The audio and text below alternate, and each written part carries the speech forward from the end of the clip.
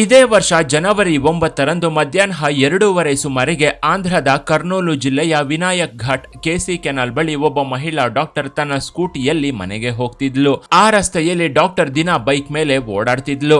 ಅಂದು ಈಕೆ ಬರೋ ಟೈಮ್ ನೋಡ್ಕೊಂಡು ಹಿಂದಿನಿಂದ ಬಂದ ಅಪರಿಚಿತರು ಈಕೆಯ ಸ್ಕೂಟಿಗೆ ಡಿಕ್ಕಿ ಹೊಡೆದಿದ್ರು. ಇದರಿಂದ ಬೈಕ್ ಮೇಲಿದ್ದ ಡಾಕ್ಟರ್ ಕೆಳಗೆ ಬಿದ್ದು ಹೋಗಿದ್ಲು. ಅಲ್ಲೇ ಇದ್ದ ಒಬ್ಬ ಯುವಕ ಆ ಡಾಕ್ಟರ್ಗೆ ಸಹಾಯ ಮಾಡೋಕೆ ಮುಂದೆ ಬಂದಿದ್ದ. ಅಲ್ಲಿದ್ದ ಮಹಿಳೆಯರಿಬ್ರು ಗಾಬರಿಯಲ್ಲಿ ಏನಾಯ್ತು ಅಂತ ಕೇಳಿದ್ರು. ಹೀಗೆ ಆ ಡಾಕ್ಟರ್ಗೆ ಸಹಾಯ ಮಾಡುವ ನೆಪದಲ್ಲಿ ಒಬ್ಬ ಮಹಿಳೆ ಹಿಂದಿನಿಂದ ಇಂಜೆಕ್ಷನ್ ನ ಚುಚ್ಚಿದ್ಲು.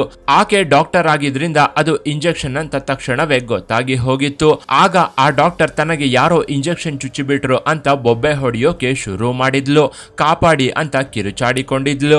ಇದರಿಂದ ಈಕೆಯ ಸಹಾಯಕ್ಕೆ ಬಂದಿದ್ದವರು ಪರಾರಿಯಾಗಿದ್ರು. ತಕ್ಷಣವೇ ಆ ಡಾಕ್ಟರ್ ತನ್ನ ಗಂಡನಿಗೆ ಫೋನ್ ಮಾಡಿ ವಿಷಯವನ್ನ ತಿಳಿಸಿದ್ಲು. ತನ್ನ ಗಂಡ ಸಹ ಡಾಕ್ಟರ್ ಆಗಿದ್ರಿಂದ ತಕ್ಷಣವೇ ಆಸ್ಪತ್ರೆಗೆ ಬರುವಂತೆ ಹೇಳಿದ್ದ.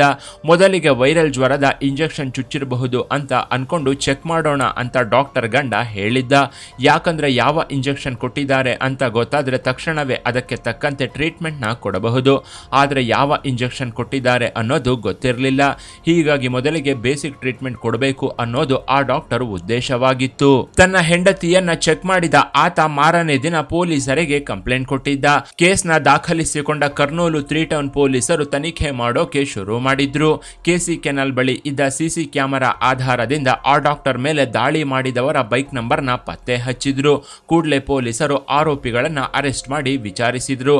ಆಗ್ಲೇ ಈ ಕೇಸಲ್ಲಿ ಸ್ಫೋಟಕ ವಿಚಾರವೊಂದು ಬಯಲಿಗೆ ಬಂದಿತ್ತು.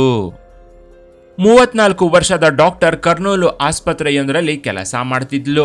ಕರ್ನೂಲು ಜಿಲ್ಲೆಯ ಆದೋನಿಗೆ ಸೇರಿದ ಭೋಯ ವಸುಂಧರಾ ಅನ್ನೋ ಮಹಿಳೆ ಆ ಡಾಕ್ಟರ್ ಗಂಡ ಕೆಲಸ ಮಾಡ್ತಿದ್ದ ಆಸ್ಪತ್ರೆಯಲ್ಲೇ ನರ್ಸಾಗಿ ಕೆಲಸ ಮಾಡ್ತಿದ್ಲು. ವಸುಂಧರಾ ಈ ಹಿಂದೆ ನರ್ಸಾಗಿ ಕೆಲಸ ಮಾಡ್ತಿದ್ದ ಆಸ್ಪತ್ರೆಯೊಂದರಲ್ಲೇ ಒಬ್ಬ ಡಾಕ್ಟರ್ ಜೊತೆ ಲವ್ ಅಲ್ಲಿ ಬಿದ್ದಿದ್ಲು. ಆ ಡಾಕ್ಟರ್ ಜೊತೆ ಕ್ಲೋಸ್ ಆಗಿ ಇದ್ಕೊಂಡು ಅವನನ್ನ ಹುಚ್ಚಾಗಿ ಲವ್ ಮಾಡಿದ್ಲು. ಮದುವೆಯಂತಾದ್ರೆ ಆ ಡಾಕ್ಟರ್ನೇ ಅಂತ ತೀರ್ಮಾನಿಸಿದ್ಲು. ಆದ್ರೆ ಆ ಡಾಕ್ಟರ್ ಇವಳನ್ನ ಬಿಟ್ಟು ಇನ್ನೊಬ್ಬ ಡಾಕ್ಟರ್ನ ಮದುವೆಯಾಗಿದ್ದ. ಇದರಿಂದ ಲವ್ ಫೇಲ್ಯೂರ್ ನ ತಡ್ಕೊಳ್ಳೋಕೆ ಆಗದೆ ಭೋಯ ವಸುಂಧರಾ ಒದ್ದಾಡಿ ಹೋಗಿದ್ಲು. ತನ್ನ ಜಾಗದಲ್ಲಿ ಆ ಡಾಕ್ಟರ್ ಪಕ್ಕದಲ್ಲಿ ಇನ್ನೊಬ್ಬಳು ಬಂದಿದ್ದು ನೋಡಿ ರೋಷಾವೇಶಗೊಂಡಿದ್ಲು. ಅಲ್ಲದೆ ತನ್ನ ಪ್ರಿಯಕರ ಡಾಕ್ಟರ್ ಮೇಲೆ ದ್ವೇಷವನ್ನ ಬೆಳೆಸಿಕೊಂಡಿದ್ಲು. ಜೊತೆಗೆ ತನ್ನ ಪ್ರಿಯಕರನ ಹೆಂಡತಿ ಮೇಲೂ ದ್ವೇಷವನ್ನ ಬೆಳೆಸಿಕೊಂಡಿದ್ಲು. ತನಗೆ ಸಿಗದ ಡಾಕ್ಟರ್ ಅವಳಿಗೂ ಸಿಗದಂತೆ ಮಾಡಬೇಕು ಅಂತ ಡಾಕ್ಟರ್ ಹೆಂಡತಿ ಮೇಲೆ ಸೇಡು ತೀರಿಸಿಕೊಳ್ಳೋಕೆ ಮುಂದಾಗಿದ್ಲು. ಇತ್ತ ಪ್ರಿಯಕರನ ಮೇಲೂ ಸೇಡು ತೀರಿಸಿಕೊಳ್ಬೇಕು ಅಂತ ಭೋಯ ವಸುಂಧರಾ ಕಾಯ್ತಿದ್ಲು. ಹಾಗಂತ ಕೊಲೆ ಮಾಡೋಕೆ ತನ್ನಿಂದ ಆಗೋದಿಲ್ಲ ಅಂತ ಹೇಳಿ ಇವಳು ಬೇರೆಯದ್ದೇ ಪ್ಲಾನ್ ಮಾಡಿದ್ಲು. ಇವರಿಬ್ರು ಬದುಕಿರುವಾಗಲೇ ನರಕವನ್ನ ಅನುಭವಿಸಬೇಕು, ಹಾಗೇನಾದ್ರೂ ಮಾಡಬೇಕು ಅಂತ ಭೋಯ ವಸುಂಧರಾ ನಿರ್ಧರಿಸಿದ್ಲು. ಆಗ್ಲೇ ತನ್ನ ಸ್ನೇಹಿತರ ಮೂಲಕ ಏಡ್ಸ್ ಇಂಜೆಕ್ಷನ್ ನ ತಗೊಂಡು ಅದನ್ನ ವಸುಂಧರಾಗೆ ಕೊಡಬೇಕು ಅಂತ ಅನ್ಕೊಂಡಿದ್ಲು. ತನಗೆ ಪರಿಚಯವಿದ್ದ ನರ್ಸ್ಗಳ ಹತ್ರ HIV ಮಾದರಿ ಇರೋ ರಕ್ತದ ಇಂಜೆಕ್ಷನ್ ಬೇಕು ಅಂತ ವಸುಂಧರಾ ಕೇಳಿದ್ಲು. ಹೀಗೆ ಇಂಜೆಕ್ಷನ್ ಮಾಡಿದ್ರೆ ಅವಳಿಗೆ ಏಡ್ಸ್ ಬರುತ್ತೆ. ಆಗ ಅವಳ ಜೊತೆ ಡಾಕ್ಟರ್ ಶೃಂಗಾರ ನಡೆಸಿದ್ರೆ ಅವನಿಗೂ ಏಡ್ಸ್ ಬರುತ್ತೆ ಅನ್ನೋದು ಇವಳ ಪ್ಲಾನ್ ಆಗಿತ್ತು. ಇದರಿಂದ ತನ್ನ ಸೇಡು ತೀರುತ್ತೆ ಅಂತ ವಸುಂಧರಾ ಭಾವಿಸಿದ್ಲು. ತಾನು ನರ್ಸ್ ಆಗಿದ್ರಿಂದ ತನ್ನ ಇತರೆ ನರ್ಸ್ ಸ್ನೇಹಿತರ ಜೊತೆ ಇವಳಿಗೆ ಒಳ್ಳೆ ಬಾಂಧವ್ಯವಿತ್ತು. ಹೀಗಾಗಿ ಬೇರೆ ಬೇರೆ ಆಸ್ಪತ್ರೆಗಳಲ್ಲಿ ಚಿಕಿತ್ಸೆ ಪಡೆಯುತ್ತಿದ್ದ HIV ಪೇಷಂಟ್ ಗಳಿಂದ ಅವರ ರಕ್ತದ ಮಾದರಿಯನ್ನ ಸಂಗ್ರಹಿಸೋಕೆ ಮುಂದಾಗಿದ್ಲು. ಅವರು ವಸುಂಧರಾಗೆ ಸಹಾಯವನ್ನು ಮಾಡಿದ್ರು. ಹೊಸ ರಕ್ತವನ್ನ ಕಲೆಕ್ಟ್ ಮಾಡಿ ಇವಳಿಗೆ ಕೊಟ್ಟಿದ್ರು. ಆ ರಕ್ತವನ್ನ ವಸುಂಧರಾ ಜಾಗರೂಕತೆಯಿಂದ ತನ್ನ ಹತ್ರ ಇಟ್ಕೊಂಡಿದ್ಲು. ಆದ್ರೆ ಅದನ್ನ ಹೇಗೆ ಕೊಡೋದು ಅಂತ ಗೊತ್ತಾಗದೆ ಒದ್ದಾಡಿದ್ಲು. ಹೀಗೆ ಪ್ಲಾನ್ ಮಾಡಿದ್ದ ವಸುಂಧರಾ 10 ದಿನಗಳವರೆಗೂ ಡಾಕ್ಟರ್ ಹೆಂಡತಿಯ ಚಲನಾವಲನವನ್ನ ಗಮನಿಸಿದ್ಲು. ಕಳೆದ ಜನವರಿ 9ರಂದು ಇಂಜೆಕ್ಷನ್ ಕೊಡೋಕೆ ಪ್ಲಾನ್ ಮಾಡಿದ್ಲು. ಆ ಡಾಕ್ಟರ್ ಹೆಂಡತಿ ಆಸ್ಪತ್ರೆಯಿಂದ ದಿನ ಮಧ್ಯಾಹ್ನ ಊಟಕ್ಕೆ ಮನೆಗೆ ಹೋಗ್ತಾಳೆ ಅಂತ ವಸುಂಧರಾ ತಿಳ್ಕೊಂಡಿದ್ಲು. ಆ ಟೈಮಲ್ಲಿ ಹಿಂದಿನಿಂದ ಹೋಗಿ ಇಂಜೆಕ್ಷನ್ ಕೊಡಬೇಕು ಅಂತ ವಸುಂಧರಾ ಪ್ಲಾನ್ ಮಾಡ್ಕೊಂಡಿದ್ಲು. ಹೀಗಾಗಿ ಕೂಡಲೇ ಒಂದು ಗ್ಯಾಂಗ್ ನ ಕಟ್ಕೊಂಡು ಪ್ಲಾನ್ ನ ಜಾರಿಗೆ ತಂದಿದ್ಲು. ಇದನ್ನೆಲ್ಲ ವಸುಂಧರಾ ಪೊಲೀಸರ ಮುಂದೆ ವಿವರಿಸಿ ಹೇಳ್ತಿದ್ದಂತೆ ಅವರು ಶಾಕ್ ಆಗೋದ್ರ ಜೊತೆಗೆ ಆ ಡಾಕ್ಟರ್ ದಂಪತಿಗೆ ಕೂಡಲೇ ಚಿಕಿತ್ಸೆ ತೆಗೆದುಕೊಳ್ಳುವಂತೆ ಹೇಳಿದ್ರು. ಇದನ್ನ ಕೇಳಿದ ತಕ್ಷಣ ಆ ಡಾಕ್ಟರ್ ದಂಪತಿ ಸಹ ಶಾಕ್ ಆಗಿದ್ರು. ಏನು ಮಾಡಬೇಕು ಅಂತ ಗೊತ್ತಾಗದೆ ಒದ್ದಾಡಿದ್ರು. ಡಾಕ್ಟರ್ಗಳಾಗಿದ್ರಿಂದ ಮುಂಜಾಗ್ರತಾ ಕ್ರಮವನ್ನೇನೋ ತಗೊಂಡಿದ್ರು. ಆದ್ರೆ HIV ಇಂಜೆಕ್ಷನ್ ಆ ಮಹಿಳಾ ಡಾಕ್ಟರ್ ಬಾಡಿಗೆ ಸೇರಿದ್ಯೋ ಇಲ್ವೋ ಅಂತ ಪರಿಶೀಲನೆ ಕೂಡ ನಡೆಸಲಾಯಿತು. ಆ ಡಾಕ್ಟರ್ ಅದೃಷ್ಟ ಇಲ್ಲಿ ಚೆನ್ನಾಗಿತ್ತು.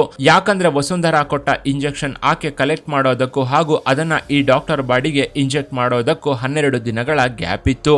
ಅಷ್ಟು ಗ್ಯಾಪ್ ಇದ್ದಿದ್ರಿಂದ ಆ ವೈರಸ್ ರಕ್ತದಲ್ಲಿ ಬದುಕೋ ಚಾನ್ಸ್ ಇಲ್ಲ ಅನ್ನೋದು ತಜ್ಞ ವೈದ್ಯರ ಮಾತು. ಆ ವೈರಸ್ ಹೊರಗೆ ಬಂದ ಕೆಲವೇ ಗಂಟೆಗಳವರೆಗೂ ಮಾತ್ರ ಬದುಕಿರುತ್ತೆ. ಅದರಲ್ಲೂ ರೂಮ್ ಟೆಂಪರೇಚರ್ನ ಮೇಂಟೈನ್ ಮಾಡಿದ್ರೆ ಮಾತ್ರ ಅದು ಬದುಕಿರುತ್ತೆ. ಹೀಗೆ ರೂಮ್ ಟೆಂಪರೇಚರ್ನ ಮೇಂಟೈನ್ ಮಾಡಿದ್ರೆ ಆ ವೈರಸ್ 6 ಗಂಟೆಗಳವರೆಗೂ ಬದುಕಿರುತ್ತೆ. ಬೇರೊಂದು ರೀತಿಯಲ್ಲಿ ಅದನ್ನ ಕೋಲ್ಡ್ ಸ್ಟೋರೇಜ್ ಮಾಡಿದ್ರೆ ಆಗ 40 ದಿನಗಳವರೆಗೂ ಆ ವೈರಸ್ನ ಜೀವಂತವಾಗಿ ಇಡಬಹುದು. ಆದರೆ ವಸುಂಧರಾಗೆ ಅದು ಗೊತ್ತಿರಲಿಲ್ಲ. ಅಲ್ಲದೆ ಇವಳು ಡಾಕ್ಟರ್ಗೆ ಇಂಜೆಕ್ಷನ್ ಕೊಡೋಕ್ಕೂ ಮೊದಲು ಹಲವು ಗಂಟೆಗಳವರೆಗೂ ಆ ಇಂಜೆಕ್ಷನ್ ಹೊರಗೆ ಇಟ್ಕೊಂಡಿದ್ಲು. ಅಲ್ಲದೆ ಮಧ್ಯಾಹ್ನವಾಗಿದ್ದರಿಂದ ಆ ವೈರಸ್ ಬದುಕೋಕೆ ಚಾನ್ಸೇ ಇಲ್ಲ ಅಂತ ತಜ್ಞ ವೈದ್ಯರು ಹೇಳ್ತಾರೆ. ಹೀಗಾಗಿ ಆ ಡಾಕ್ಟರ್ಗೆ HIV ಸೋಂಕು ತಗುಲಿರೋಕೆ ಸಾಧ್ಯವೇ ಇಲ್ಲ ಅನ್ನೋದು ಡಾಕ್ಟರ್ಗಳ ದೃಢ ನಿರ್ಧಾರ. ಕೊನೆಗೆ ಈ ಕೇಸಲ್ಲಿ ಪೊಲೀಸರು 4 ಜನರನ್ನ ಅರೆಸ್ಟ್ ಮಾಡಿದ್ರು. ಇವಳನ್ನ ಪೊಲೀಸರು ಅರೆಸ್ಟ್ ಮಾಡಿ ವಿಚಾರಣೆ ನಡೆಸ್ತಿದ್ದಂತೆ ಎಲ್ಲಾ ವಿಷಯವನ್ನ ಬಾಯಿ ಬಿಟ್ಟಿದ್ಲು. ಕೊನೆಗೆ ಪೊಲೀಸರು ಎಲ್ಲರನ್ನು ಜೈಲಿಗೆ ಕಳಿಸಿದ್ರು. ಇನ್ನು ಈ ಸ್ಟೋರಿ ಬಗ್ಗೆ ನಿಮ್ಮ ಅಭಿಪ್ರಾಯವನ್ನ ಕಾಮೆಂಟ್ ಮಾಡಿ. ಕೆಳಗಿನ ಡಿಸ್ಕ್ರಿಪ್ಷನ್ ಬಾಕ್ಸ್ನಲ್ಲಿ ವಾಟ್ಸಪ್ ಚಾನಲ್ನ ಲಿಂಕ್ ಕೊಡಲಾಗಿದ್ದು ಅದನ್ನು ಸಹ ಫಾಲೋ ಮಾಡಿ. ಇನ್ನಷ್ಟು ಇಂಟ್ರೆಸ್ಟಿಂಗ್ ವಿಡಿಯೋಗಳಿಗಾಗಿ ಚಾನಲ್ನ ವಿಸಿಟ್ ಮಾಡಿ.